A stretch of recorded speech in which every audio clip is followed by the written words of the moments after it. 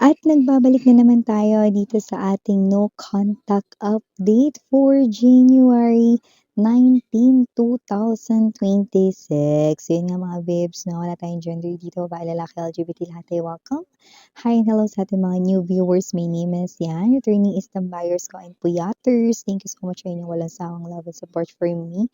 At yun nga na mga babes, no? Itong segment na to ang takbuhan ng mga curious malaman, no? Dahil ayaw direktang magtanong, no? About sa person na nasa isipan nila ngayon. Yes, you heard it right, no? Wala ba ditong communication? Patay ba rito, no? Ang connection ninyong dalawa? Dito, kahit hindi kayo magtanong ng diretso sa kanya, malalaman nyo ang real-time energies niya, no? Yan mga babes, so pwede niyo i-pause ang video na to for a while at isipin ninyo ang person na yon sa inyong mind, no? At i-resume back nyo na lang kapag katapos na kayo, no? That is also one way of setting your intentions, no? Dito. Pero kung kaya ninyong isipin siya, no? Kahit tumadaldal ako dito gamit ang medyo malapit-lapit ng bumalik na boses ko, yee! Eh di mas mainam. So yeah, let's go ahead and check these messages right here for your January 19, 2026 no contact update. Maraming salamat Archangel Michael, Angel Guides. Can we get messages about this person here? Excuse me. Na nasa isipan ni Collective. Meron po ba ditong actions na gagawin? Or may feelings pa ba ito kay Collective? Iniisip pa ba niya si Collective? Ano ba ngayon ang kanyang energy towards Collective? Can you please show me? Army of Angels and Guardians. Thank you so much din po. Any details and informations? Okay.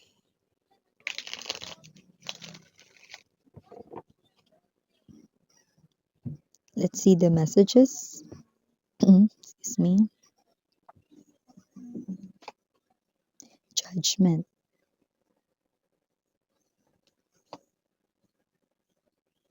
Eight of Swords. Four of Cups. Oh. Two of Swords. Ace of Coins. Seven of Pentacles energy. The Moon. King of Coins. And the Eight of Coins. Ang pinakamensahe na nakikita ko dito mga babes, no, mukhang unti-unti na, no, na nagsi-sink in. Unti-unti pa lang, like super bagal, no. Paano mabagal, Miss Yan? Alam mo yung 'pag pinapanood mong lumakad yung snail? Gano'n kabagal, no? At least may pagkilos, no? Ano yun, Miss Yan, ba't tinutukoy mo rito na gano'n kabagal, no? Unti-unti na gano'n kabagal gaya ng lakad ng suso, no? Or ng snail, no? Ang pagtanggap, yes, acceptance, no? I just heard it, no? Ng person mo rito, no? Tanggap niya na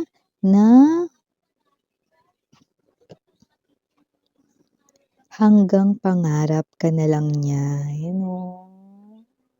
Pangarap niya kasing bumalik kayo sa dati, sa isa't isa, no? Pero ngayon, tanggap niya na, unti-unti niya nang natatanggap, unti-unti na nagsi-sink in kagaya ng paglakad ng suso, no? Ang pagtanggap niya rito dahil, yeah, I just heard impossible. For this person here, no, imposible na talaga, no? Kaya parang nananatili, no? Yeah! I just heard that song, you know? It's Parokya ni Edgar song, no? Pangarap lang kita at kahit mahal kita, wala akong magagawa. Yan, no? So, kung sino man tong energy na to, no, yan, nakikita niya ito bilang imposible. You know? Kakaloka mga babes, no? Nakakaloka yung nakuha nating mensahe, no? And how that song fits perfectly dito, no? Pero mas nakakaloka yung naririnig ko yung boses kong kumakanta ng ganito yung boses. So, Nakikita natin dito mga mahal 'no, na kung sino man 'tong energy na ito definitely gusto niya sana 'no, na manumbalik kayo sa dati 'no, pero ngayon parang, nakikita ko dito na hindi na kayo open for that. Marami yung hindi niyo alam 'no, kung ano yung isasagot niyo sa kanya, Two of Swords 'no. Marami rin dito 'no, yung hindi na kayo sigurado sa feelings ninyo or hindi na kayo sigurado sa kanya. Gayong ngayon malinaw at matibay ang ebidensyang sigurado na siya sa'yo, pero ikaw na yung hindi na sigurado sa kanya 'no. Eight tables ay nag-turned na 'no, nagpalit na kayo dito ng sitwasyon at kalagayan, especially dito sa inyong koneksyon. Tumatayo ka na rito 'no, sa buhay niya bilang sentro ng kanyang buhay 'no, samantalang siya naman sa iyong mundo ay mukhang naitsupi mo na sa gitna ng iyong life. See? See the difference? So, nakita natin dito 'no, na pangarap ka ng person na ito 'no, at puwedeng gumawa na rin ito ng hakbang upang suyuin 'no, or upang ikaw ito 'no, na hikayatin niyang bumalik sa kanyang buhay.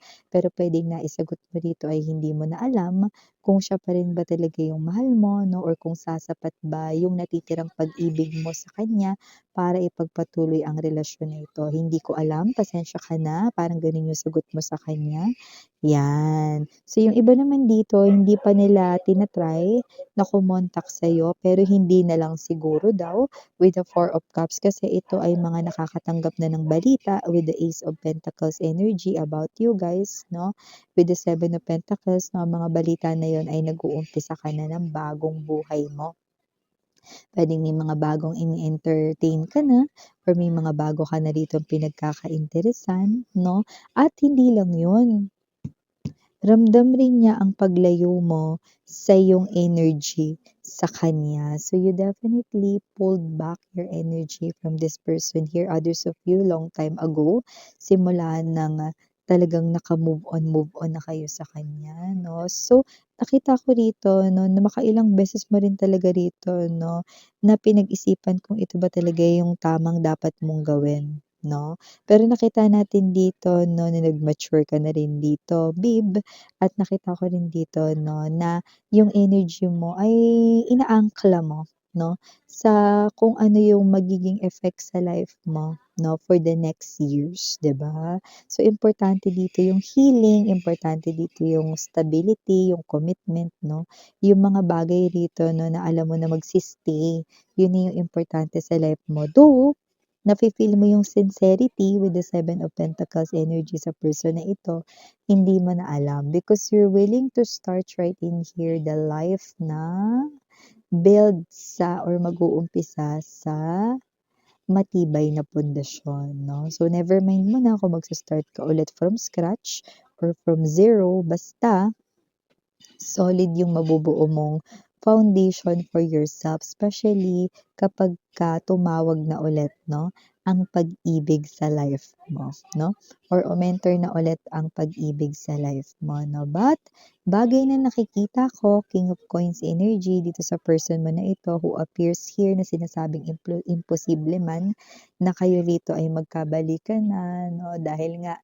unti-unti niya na ritong tinatanggap at natatanggap 'no, kahit na yung lakad niya ay gasusulang. Nakita natin dito 'no, na talagang itong person na 'to 'no, ay malaki ang panghihinayang niya sa pagkakalayo ninyong dalawa, 'yan. As you can see meron dito 'no, na dog sa tabi niya. So, this dog symbolizes here yung commitment na willing sana niyang i-offer sa'yo pero wala ka ng tiwala dahil nga nasaktan ka niyang malala dati. You know? So, with the moon, nakikita natin dito 'no, na mahirap na para sa'yo na bigyan ulit at pagkatiwalaan ng taong ito kahit na nararamdaman mo 'no, na puwedeng hindi niya na nga baliin ang kanya ritong pangakong, pag-ibig sa'yo 'no. Ramdam mo naman na this person here will work on that 'no, pero ikaw ito na bagay na ewan ko, 'di na rin kasi ako sigurado miss yan. Ngayon na nagbago na siya, ngayon na nagbabalik siya, hindi ko alam, 'di ba dapat excited ako, Miss 'yan, 'di ba dapat gusto ko talaga 'to pero ewan ko bakit mas lamang yung takot na baka masaktan niya ako ulit or bakit sa iba naman sa inyo, bakit Miss 'yan lamang yung parang okey na ako kaysa sa bumalik ulit sa kanya 'no, okey? Baka tayo. Because yeah, you're right 'no, I mean yun yung sinabi ko 'no, because eto yung energy mo 'no, na tumindig ka na using your own feet 'no, because you thought hindi mo kayang mag-go on sa iyong life without this person here, but you did it, 'di ba? Nakayanan mo 'no, you, passed through all of this 'no, pain, wounds 'no, kaya eto ka, mas matibay ka na. Now that this person here ay coming back sa iyong life, it looks like you do not need him or her anymore. Puwede kasing yung pain na naramdaman mo 'no is nakasanayan mo kasi makasama siya for long, especially kung long time boyfriend or long time girlfriend mo siya or baka asawa mo siya or what 'no. Pero dito nakita ko 'no, during the separation, you've learned a lot and also it's true, time heal all wounds. Yeah, maaaring meron pang natitirang feelings and emotions for you for this person but you're also right. Hindi na yun sasapat for you to go back into this type of energy. That's why you're not excited anymore, even though this is the message that you really want to hear way back then, long, long time ago, 'di ba?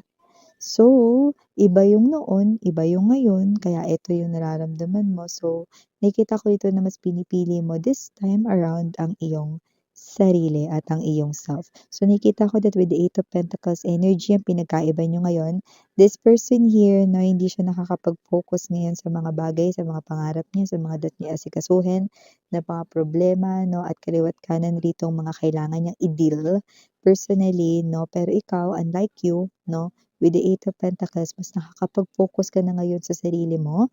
Nakikita ko dito, mas lalo ka ditong nag-glow up. Mas naging fresh ka. Napansin rin yun ng mga tao sa paligid mo.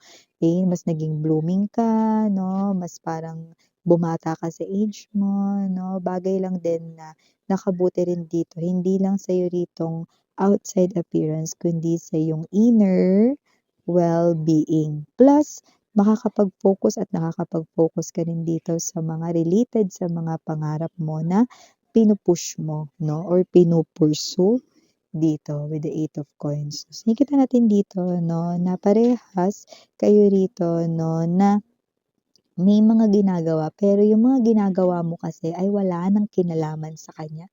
Samantalang lahat ng ginagawa niya naman dito 'no ay lahat yun konektado at may kinalaman sa'yo. Yan. Bawat paggalaw, bawat kanya ritong iniisip, lahat yun nakaangkla sa'yo. Samantalang ikaw, lahat ng iniisip mo at lahat ng mga ginagawa mo 'no ay wala ng kinalaman sa taong ito. Yan. So, ganun yung nakikita natin dito. So, yeah, real-time energies ito 'no mga babes. Kaya nakikita natin dito 'no na unti-unti na lamang na tinatanggap 'no nitong person na 'to na ikaw ay isang pangarap lamang. Pangarap na lamang niya at imposible na rito na kanyang makamtan, makuha or makamit. Bagay na alam mo kung ba't unang-una 'tong lumabas, 'tong judgment na 'to? Ito yung bagay 'no, na parang pinagsisisihan niya, na sana hindi ka daw niya ni-let go dati, 'yan. Ni-let go ka niya. 'Di ba? So yun yun, 'no, yun yung mabigat na mensahe dun 'no, because judgment 'no, judgment, number ay number 20. Kapag hinati mo yun sa dalawa, you will get 10 'no. So definitely 'no, this person here ay experiencing double endings 'no. Yung inend niya rito 'no, yung inyong connection way back then na hindi niya na-realize dati 'no, pero siya nag-end nun and ngayon na-realize niya na yung ending na yun, ang lakas ng impact sa kanya, it's doubled, na doble ito kaya ganito rin yung pain, it's also doubled 'no. Pero for others hindi nga lang doubled, eh, 'no, tripled, 'yan 'no. So nakikita natin dito. So for the initials right in here, yes, we do have. We have MOTPRED.